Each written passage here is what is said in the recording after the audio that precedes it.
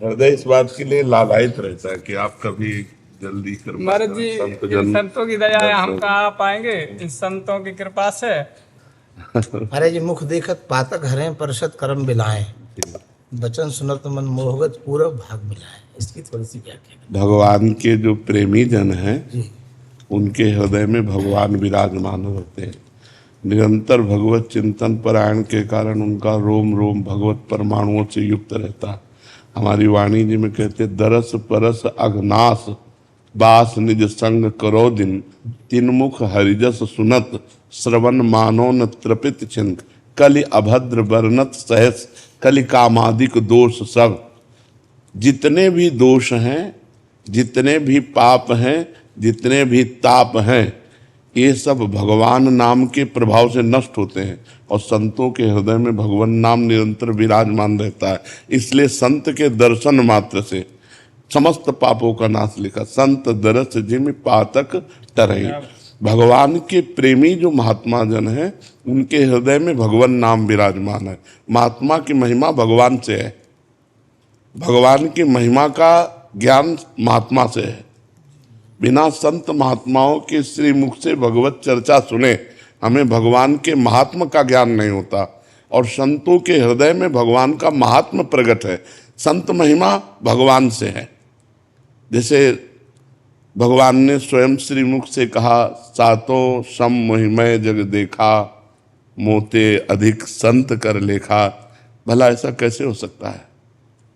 हमारा जो भाव है जब जुड़ता है प्रभु से तभी तो हम महात्मा कहलाते हैं। जी बिल्कुल सर। प्रभु से जुड़ने के कारण तो हम कहते हैं। हम प्रभु से अलग कुछ नहीं है। जी जी। प्रभु से अलग हमारी सत्ता नहीं है। क्या हमारे शासन से सूर्य शासित है? क्या हमारे शासन से मृत्यु शासित है? ये भगवान से शासित है। तो भगवान से बढ़कर कैसे कोई हो सकता है? नहीं हो सकता। एक विचार करते हैं। जी, जी। लेकिन हमने प्रेम से स्वभक्त चित्त रंजनम, भगवान का एक नाम है स्वभक्त चित्त रंजनम। वो भगवान अपने भक्त के चित्त में संपूर्ण आनंद के सहित विलसते हैं। इसलिए ऐसे संतों के दर्शन से समस्त पातकों का नाश हो जाता है और वो निरंतर भगवान के रस का रसास्वादन करते हैं। भगवान की लीला गुणों का, भगवान के रूप का, भगवान के नाम का उनकी वाणी में स्वाद है। तो जब हम उनके वचन सुनते हैं तो हमारे हृदय में जो सत्वगुण, रजोगुण, तमोगुण, माया का पर्दा पड़ा है वो नष्ट हो जाता है, हट जाता है और भगवत साक्षात्कार की विकलता जागृत होती है। जिन जिन को संतों के वचन सुनने को मिले, जिन जिन को संतों का सानिध्य मिला और संतों पर उनकी भगवत श्रद्धा हुई कि ये साक्षात भगवान है, ये साक्षात परब्रह्म है, मोरे मन प्रभु विश्वासा राम ते अधिक राम कर दासा, तो उनके दर्शन से, उनकी वाणी के श्रवण से निश्चित उनको भगवत प्राप्ति की योग्यता प्राप्त हुई, उनके अंदर दैवी सद्गुण प्राप्त हुए। तो क्या था पूरा दोहा? तो देखत पातक हरें, वैराग्य संदीपनी में जी जी। मुख देखत पातक हरें परसत कर्म बिलाएं, वचन सुनत। अब ये परसत कलम बिलाए में थोड़ा सा समझना होगा। ऐसे छू लेना एक अलग बात होती है। इनके कर्म नष्ट नहीं हो गए, छू लिया, कर्म नष्ट नहीं हुए।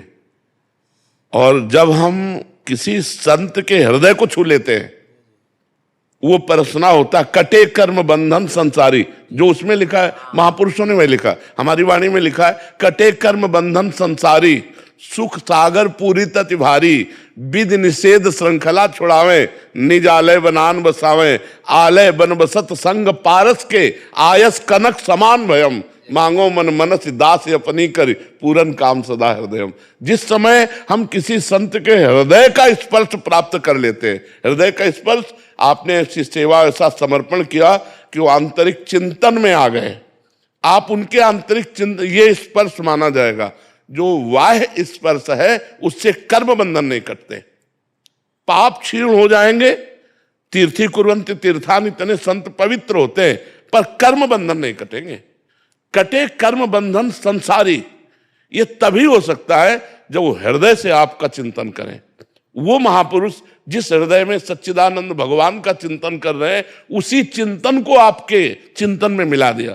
आपका जे ही चिंतन हुआ तो कमल कर जिन अभय दीन है, कर्म बंधन सब कटे, परम सुखद सुशील सुंदर पाहि स्वामिन मम धनी। मेरे धनी जो स्वामी है आचार्य गुरुदेव, जब उन्हें कमल कर जिन अभय दीन है, कर्म बंधन सब स्वीकार कर लिया, तू मेरा। बस इसी को स्पर्श कहते हैं। जो बाह्य स्पर्श है, इससे पाप का नाश हो सकता है, लेकिन कर्म बंधनों का नाश हृदय स्पर्श से होगा। जब आप इतनी सेवा, इतना समर्पण, इतनी आज्ञा पर कि उनका हृदय आपका चिंतन करने लगे, तो फिर समस्त परसत कर्म मिलाए। और आगे बचन सुनत मन मोहगत, हाँ पूरब भाग मिला। हाँ, भगवान की चर्चा में इतनी सामर्थ्य है कि समस्त मोहों का नाश हो जाता है। यहां तक कि जहां चर्चा हो रही है वहां पहुंचते ही मोह का नाश होने लगता है। जैसे गरुण जी महाराज को मोह हुआ तो कागभूषुंडी जी जहां भगवत चर्चा करते थे, उस क्षेत्र में प्रवेश होने मात्र से मोह का नाश हो। और फिर भगवत चर्चा, भगवान की चर्चा, मोह महिषासुर है, इसे दूसरा नहीं मार सकता। महामोह महिषेष विशाला और राम कथा कालिका कराला। भगवान की जब हम कथा का गान करते हैं, भगवत यश गान करते हैं, तो हमारे मोह रूपी महिषासुर का नाश हो जाता है। जो मोह मूल बहुशूल प्रद, त्यागो उत्तम अभिमान, भजो राम रघुनायक कृपा सिंधु भगवान। तो जब तक मोह का नाश नहीं होगा तब तक भगवान से संबंध नहीं स्वीकृत होता है, तो पर स्वीकृत नहीं होता। ये मोह ही पर्दा है। मोह गए बिनु राम पद, तो ये मोह का नाश भगवान की चर्चा से होता है। और संतों का नशा होता है, आशा वसन व्यसन आती नहीं उनका नशा होता है, उनका व्यसन होता है। इसके बिना उनको चैन नहीं। जैसे नशेबाज को नशा ना मिले तो व्याकुल घूमता है, ऐसे ही जहां जहां पिय की बात सुने खोजत तिन गैनन, हित ध्रुव छिन छिन ले प्रेम जल भरी भरी नैनन। अश्रु प्रवाहित होते हुए कहीं मेरे स्वामी की कोई मुझे चर्चा सुना दे, कहीं मेरे प्रीतम की कोई मुझे बात बता दे। तो वो जब भगवत प्रेमी महात्मा के मुख से भगवान की महिमा, भगवान का नाम यश, भगवान की रूप, भगवान की गुण माधुरी, भगवान की क्षमा माधुरी, कितनी क्षमा, राहत न प्रभु चित चूक किए की, करत सुरत सहवार ही की, कोटि विप्र बदला गए जाहू, आए शरण तजो नहीं, तो मोह का नाश हो जाता है। और आगे